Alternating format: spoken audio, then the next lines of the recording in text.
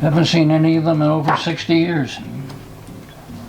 Antique collectors yearn for these old pieces of history, searching top to bottom for these collectibles. Antiquaries know that sometimes some things take a while to become precious, like in the case of Ted and Paula, who were matched up by a few mutual friends.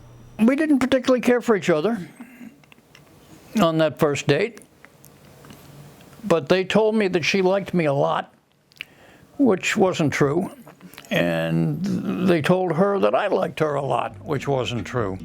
You can be opposite in some ways, but somewhere along the way, I think you've got to have some common ground. While they are different and did not care much for each other at first, when love blossomed, they found something that amplified their connection, their mutual interest in antique collecting and the history behind it. We used to go out every weekend and go antiquing. And when our business was concluded, we'd drive up the coast and hit all the antique shops we could find. A few decades ago, Ted and Paula were in full collector mode and were purchasing things to decorate their home with. They were also eyeing an 18th century chest owned by a dealer which had the total cost of $600. Luckily, they became good friends with this dealer after going to his antique shop several times. And he called me up one day and said, if you can get over here in 5 minutes, I'll sell you that chest. He was that kind of a guy. If we didn't get over there in 5 minutes, he wouldn't have sold it to us. Then we borrowed a station wagon from across the street and drove over to his house.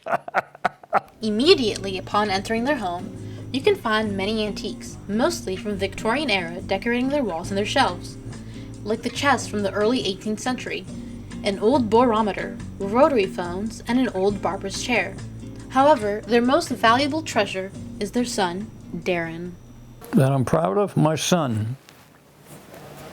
He's been very successful, a lot more successful than I ever was. Nowadays, Ted is retired at age 84, and Paula at 79 is still working hard, not looking to stop anytime soon. Although they don't collect as much anymore, they were able to collect the greatest and most unique object of her two. They're enduring an everlasting love for each other and their son. Thank you so much.